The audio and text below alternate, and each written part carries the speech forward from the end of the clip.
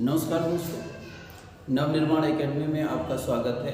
आज मैं आपके लिए लेकर आया हूँ एक क्लास इम्पोर्टेंट तथ्यों की, जिसका संबंध महत्वपूर्ण बिंदुओं से है। दोस्तों, हमारे प्रयास आपको कैसे लग रहे हैं? सबसे पहले आप हमारी वीडियो को लाइक कर दें और फिर इसे सब्सक्राइब कर दें। अपने शुभचिंतकों तक इन वीडियो को पहुँचाइए।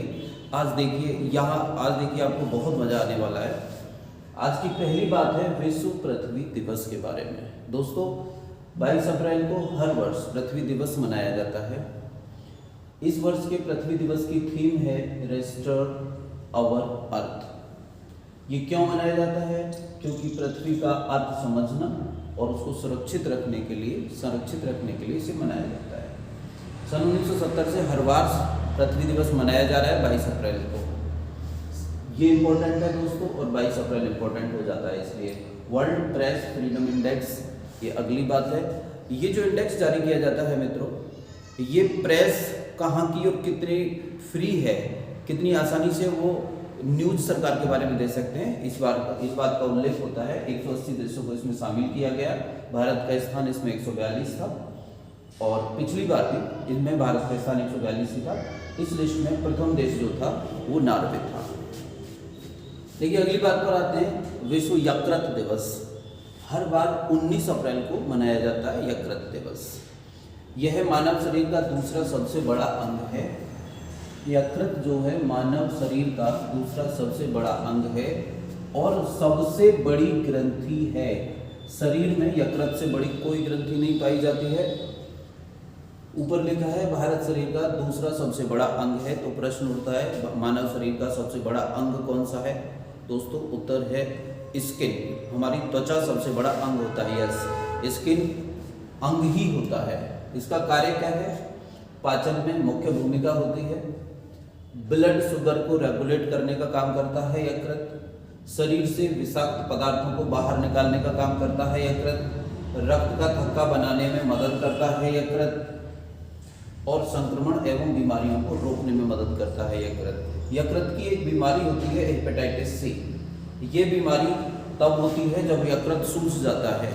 इस बीमारी के दो कारण होते हैं, या तो कोई शराब पीता हो, और या यह फिर वायरस से होने वाली बीमारी है। यह भी क्वेश्चन बनता है, वायरस से होने वाली बीमारी है मित्रों। अगले बिंदुओं पर आते हैं।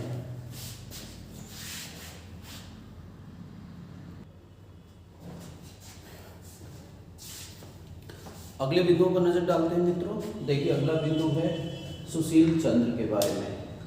ये भारत के नए मुख्य चुनाव आयुक्त बने हैं। इनका क्रम 24वां है। इनकी नियुक्ति राष्ट्रपति करते हैं। संविधान में ये दिया है। अनुच्छेद के बारे में हम बात करेंगे। ये निर्वाचन आयोग, जो मुख्य निर्वाचन आयोग होता है, उसके सदस्य होते हैं। भारत का जो निर्वाचन आयोग है, जिसे मुख्य निर्वाचन आयोग कहते हैं, वह 25 जनवरी 1950 को स्थापित किया गया था। ये एक स्वायत्त संस्था है। स्वायत्त संस्था का मतलब होता है जो संस्था फ्री होती है, जिसपे जो बाहरी निर्बंधन है या सरकार का प्रेशर है वो कम होता है। यह एक संवैधानिक निकाय है। संवैधानिक निकाय वह होता है जिसका उल्लेख संविधान में होता है। इसका उल्लेख अनुच्छेद 324 से 329 तक है। ये बात बहुत इंपॉर्टेंट है, बहुत बार पेपरों में आते रहते हैं ऐसे प्रश्न। 324 से 329 तक है। भारत के जो पहले चुनाव आयुक्त थे वो सुकुमार सेन थे। भारत में सबसे पहली महिला मुख्य चुनाव आयुक्त जो बनी वो VS रमा देवी थी। इनका क्रम 9वां था। ये क्वेश्चन हाल ही में पूछा गया, इसीलिए मैंने इसी में रखा है। ऐसा भी पूछा जाता है SSC वगैरह की परीक्षाओं में खूब। अनुच्छेद 324 में क्या रखा गया है? तो अनुच्छेद 324 में भारत का निर्वाचन आयोग रखा गया है। अब बात है मित्रों, भारत का निर्वाचन आयोग काम क्या करता है? भारत का निर्वाचन आयोग चुनाव कराता है राष्ट्रपति के, प्रधान लोकसभा के, राज्यसभा के, उपराष्ट्रपति के, और राज्य विधानसभाओं के एवं राज्य विधान परिषदों के भी चुनाव मुख्य निर्वाचन आयोग भारत कराता है। राज्य निर्वाचन आयोग नहीं कराता है इनके चुनाव। चलिए मित्रों, आगे बढ़ते हैं। यहाँ पर आगे है एक प्रोग्राम का उल्लेख है, ये अनामाया।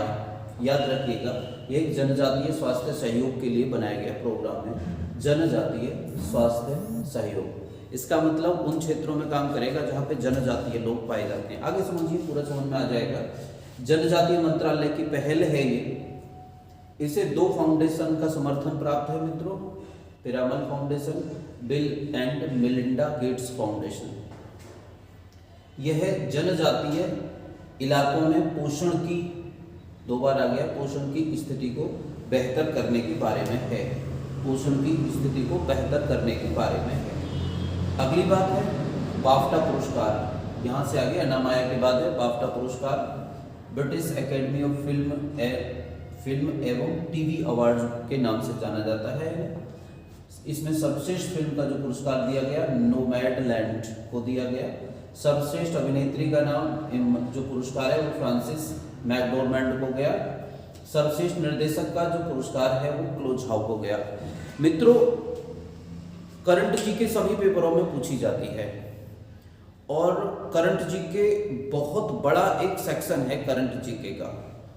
मुख्यतया जो करंट जीके हम लोग करते हैं उसमें से 80% का कोई प्रयोग नहीं होता है, और मैं कहूँ तो 85% का कोई प्रयोग नहीं होता है, उसका कोई यूज नहीं होता है। 15% जितना कराया जाता है या जितना बच्चे लोग करते हैं या जितना पुस्तिकाओं में होता है उसके 15% में से क्वेश्चन आते हैं। हम निर्माण एकेडमी में आपको 15% जीके पर फोकस कराएंगे, 15% करंट के इंपॉर्टेंट तथ्यों पर फोकस कराएंगे टाइम टू टाइम। इसी तरीके से छोटे छोटे बिंदुओं को, इसको पढ़ के आपको ऐसा लग सकता है ये कितना कराया है, लेकिन ये जिस्ट है, ये रस है जीके का, यहीं से क्वेश्चन फंसने वाले हैं। अगर यहाँ से नहीं फंसे और बाहर से जाएंगे जो बवाल मचा हुआ है तो वहां से वो आपकी पकड़ में भी नहीं आएगा। एक बार आप प्रयास करके देखिएगा। ऐसा नहीं कह रहा हूँ कि आप नहीं कर सकते, आप बहुत कुछ कर सकते हैं। मैं आपकी क्षमताओं पर अंकुश नहीं लगा रहा हूँ या उन पर क्वेश्चन मार्क नहीं लगा रहा हूँ, लेकिन मित्रों सेंट्रलाइज्ड स्टडी, एक जगह जो फोकस्ड स्टडी होती है उसका एक अलग ही मीनिंग होता है। वही बच्चे सेलेक्ट हो पाते हैं जो फोकस्ड स्टडी कर पाते हैं। ये करना पड़ेगा आपको, बड़ी स्टडी करने के बाद आपको पता चलेगा ये, इसलिए इस टॉपिक को हमने चुना है। यहाँ पर मैं और छोटी चीज़ें आपको बता देता हूँ कि जो निर्वाचन आयोग है, मुख्य निर्वाचन आयोग है, इसमें 3 सदस्य होते हैं। एक निर्वाचन आयुक्त होते हैं, 2 अन्य निर्वाचन, एक मुख्य निर्वाचन आयुक्त होते हैं, एक अन्य निर्वाचन, 2 अन्य निर्वाचन आयुक्त होते हैं। पहले ऐसा नहीं होता था, पहले ये 1 सदस्य का ही आयोग था। सन 1989 तक, 1989 तक इसमें 1 ही सदस्य था, फिर इसमें सदस्य बढ़ा दिए गए, फिर घटा दिए गए। अब 1993 से ये 3 सदस्य आयोग है।